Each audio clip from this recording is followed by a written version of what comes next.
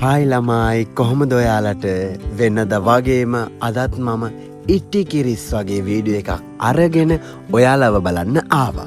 අද වීඩියෝ එක නම් වෙනදට වඩා ටිකක් වෙනස් වෙන්නයි යන්නේ. මම හිතුවා මගේ වීඩියෝස් වොයිස් කරද්දී භාගයක් දෙමළිනුත් භාගයක් සිංහලිනුත් කරන්න ඕනේ කියලා. මොකද ඒ විදිහට කළොත් ගොවිතැන වගේම දෙමළ ළමයින්ට සිංහලත් සිංහල ළමයින්ට දෙමළත් අඩුම තරමේ වචනයක් හරි ඉගෙන ගන්න පුළුවන් වෙයි කියලා මට හිතුණා. Hello friends, இப்போ நாம வீடியோக்குள்ள போலாம். நாம கடந்து வந்த நாட்கள்ல என்னெல்லாம் நடந்துச்சுன்னு புதுசா நான் எல்லாம் சொல்ல தேவை இல்லைன்னு நினைக்கிறேன். கோவா தோட்டம் கொச்சி தோட்டம் எல்லாம் அழிஞ்சு போச்சு. இப்பதான் கொஞ்சம் கொஞ்சமா அதெல்லாம் மீண்டு வரத்துக்கு ட்ரை பண்ணிட்டு නිக்கிறேன். දැන් නම් ගම් වතුර සම්පූර්ණයෙන්ම බැහැලා ගිහිල්ලා තියෙන්නේ. ඔයාලට මතක ඇතිනේ මම ගෝවා වගා කරලා තිබ්බ වත්ත.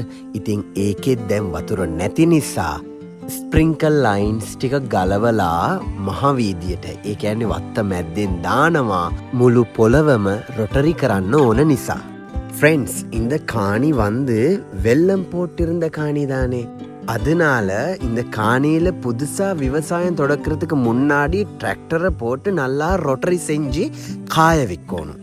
ළමයි ඒ විදිහට මේ පොළව වේලෙන්න දාන්න ප්‍රධානම හේතුව තමයි මේක ගම් වතුර දාපු පොළවක් නිසා අපේ අලුතෙන් පටන් ගන්න වගාවට දිලීර ආසාදන ඇති වෙන්න තියෙන ඉඩකඩ බොහොම වැඩි.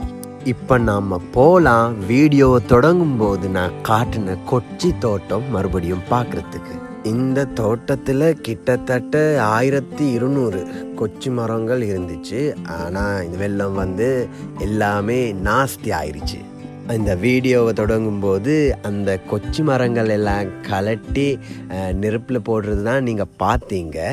ඉතින් මේ ඉඩම් කෑල්ලත් නැවත වගාවකට සුදුසු තත්ත්වයකට ගන්න නම් රේක්ක ගහලා තියෙන ඔය වැටිලා තියෙන අන්නම් මනම් සේරම රොඩුකුණු අයින් කරගන්න ඕනේ. පොල්ගස් යට නිසා මාර විදිහට මේකට රොඩුකුණු එකතු වෙනවා. ඉරටු වගේ දේවල්, පොල් කොම්බ වගේ දේවල් මාර විදිහට එකතු වෙනවා. ඉතින් මම මුළු ඉඩම් කෑල්ලම රේක්ක ගහලා குணு கொடுவால் அதெல்லாம் சேரவான்ட்டும கினி தீல தேம்மா. இந்த தோட்டத்தில் இருந்த குப்பையெல்லாம் இப்போ கலெக்ட் பண்ணி முடிவு. இதெல்லாம் எடுத்து நெருப்பில் போடுறதான் இப்போ இருக்கு. இப்போ நான் சுத்தம் செஞ்ச தோட்டத்தில் இந்த இதுக்கு என்ன பேர், நான் நினைக்கிறேன் பசலின்னு தான் சொல்லுவாங்க. இந்த பசலி கொடியில் கொட்டை இருந்துச்சு. එතකොට මේ නිවිති වැලේ තියෙන මේ බීජ ටික විසික් කරන්න බෑ, අපරාධේ. මට නම් විසික් කරන්න ලෝභයි. ඒ නිසා මම හිතුවා ගලවලා විසික් කරන්න කලින් මේ නිවිතියා වැලේ තියෙන නිවිති බීජ ටික සේරම කඩා ගන්න ඕනේ කියලා. මට සමහරක් වෙලාවල් වලට රට වටේම ඉන්න අයගෙන් කෝල් එනවා, අනේ මට නිවිතියා බීජ ටිකක් හොයලා දෙන්න කියලා. ඉතින් එහෙම කෙනෙක්ට හරි මට මේ බීජ ටික දෙන්න බැරිය. ஃப்ரெண்ட்ஸ், ஆனமடுவில் நான் ஒரு புதுசா தோட்டம் ஒன்று தொடங்கிட்டேன். ඒ වත්තට දාන්න ඉලන්තඩියේ, ඒ කියන්නේ නොරොච්චෝලේ පැල තවානකින් මම තිබ්බටු පැල 200ක් අරගත්තා.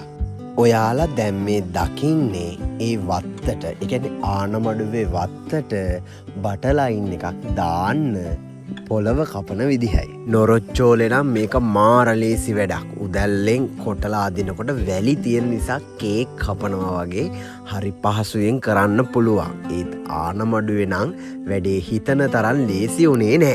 உங்களுக்கு சொல்றதுக்கு என்ன ஃப்ரெண்ட்ஸ், இந்த மண்வெட்டியை எடுத்து மண்ணில் கொத்தும் போது அது தரையில பட்டு திரும்பி வந்து தலையில படுது. இந்த பூமி அவ்வளோ ஸ்ட்ராங்கா இருக்கு. මීටර් 250ක් විතර දිග කානුවක් කපන්න, ඒ කියන්නේ අඩියක් විතර ගැඹුරට කපන්න අපිට වරුවකට වඩා කාලය ගියා. වත්ත මැද්දේ තියෙන අඹ ගහ යට වාඩි වෙලා තේ එකක් එහෙම බොන්නත් අපි අමතක කළේ නෑ. මේ ආනමඩුවේ වත්තට මුලින්ම මම පෙට්‍රල් වලින් වැඩ කරන වතුර මෝටරයක් තියන්න තමයි ප්ලෑන් කරලා තිබ්බේ. නමුත් ඒ මෝටරේ තිබ්බ සමහරක් කාර්මික දෝෂ නිසා මට සිද්ධ වුණා අලුතෙන්ම වතුර මෝටරයක් සල්ලි වලට ගන්න. எல்லாமே நன்மைக்கே அப்படின்னு நினைச்சிட்டு புதுசாவே ஒரு மோட்டர்னு வாங்கிட்டேன். ஸ்பெஷலா நான் இந்த மண்வெட்டியை பத்தி சொல்லணும். என் வீடியோஸ் பார்க்குற ஒருத்தர் ப்ரெசண்டாக கொடுத்த ஒன்று தான் இந்த மண்வெட்டி. අතින් ගම් ගාන්න පුරුදුනාට පස්සේ බෝතලේ ඇතුළේ බ්‍රෂ් එකක් තිබුණත් එකයි නැතත් එකයි. හැදුනට පස්සේ හොඳ කරන්න බැරි රෝගයක් තමයි බට අලවනකොට ඇඟිල්ලෙන් ගම් ගාන එක.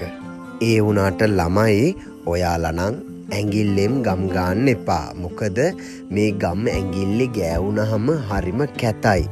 ඒ වගේම මේ කෙමිකල් හරි විසයි. ஆனமடுவ தோட்டத்துக்கு பட்டர்லைன் போட்டு முடிச்சாச்சு. நாம் இப்ப போலாம் புது வருஷத்தை செலிப்ரேட் பண்றதுக்கு. ළමයි මම මේ ගොක් අත්තක් වෙනවා. මොකටද දන්නවද? අලුත් අවුරුද්දේ පහන් වැටක් හදන්න.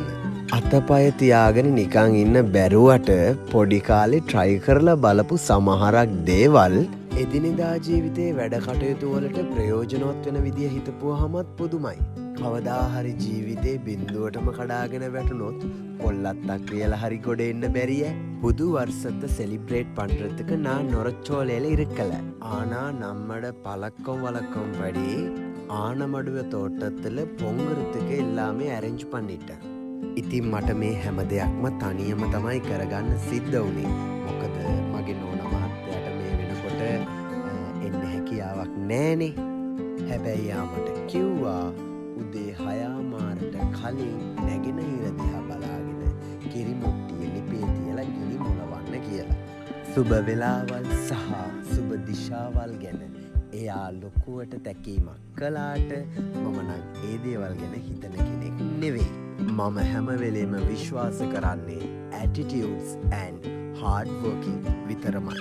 අපි මහන්සි වෙලා වැඩ කළොත් අපේ ජීවිතවලට මේ විදියට කිරීදිරි. இந்த உலகத்துல கஷ்டப்படாம எதுவும் கிடைக்காது. அப்படி ஏதாச்சும் கிடைச்சாலும் அது நிலைச்சு நிற்காது. இந்த புது வருஷத்துல நான் உங்களுக்கு சொல்றது என்னன்னா உங்களோட வாழ்க்கையில கடைசி கட்டத்துல நிம்மதியா வாழணும்னா இப்பவே நல்லா கஷ்டப்பட்டு வேலை செய்யுங்க. මමත් ජනවාරි 1 වෙනිදා මගේ ආනමඩුව වත්තේ දෙයනේ කියලා තිබ්බටු පැලයක් හිටෙව්වා. මොකද අලුත් අවුරුද්දක් පටන් ගන්න දවසක පැලයක් හිටවනවා තරම් වාසනාවන්ත තවත් ක්‍රියාවක් මට නම් මතක් වෙන්නේ නැහැ. සමහරක් විට මට එහෙම හිතනවා ඇත්තේ ගොවිතැන කියන්නේ මගේ ක්ෂේත්‍රය නිසා වෙන්නත් පුළුවන්. මොකද තම තමන්ගේ ශේෂ්ත්‍රය තම තමන්ට ලොකුයිනේ. මම මේ වීඩියෝ එක ඇතුලේ විශේෂයෙන් තිබ්බටු වගාව ගැන කතා නොකළේ ඕනෑම දේශගුණික තත්ත්වයක් යටතේ ඕනම කෙනෙක්ට ඉතාමත් සාර්ථකව කරගන්න පුළුවන් වගාවක් තමයි මේ තිබ්බටු වගාව.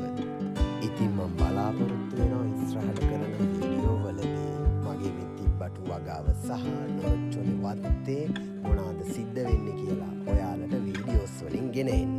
ஓகே ஃப்ரெண்ட்ஸ், நாம இன்னொரு நாளையில இன்னொரு வீடியோவில் மறுபடியும் சந்திப்போம். அது வரைக்கும் உங்களுக்கு வணக்கம்.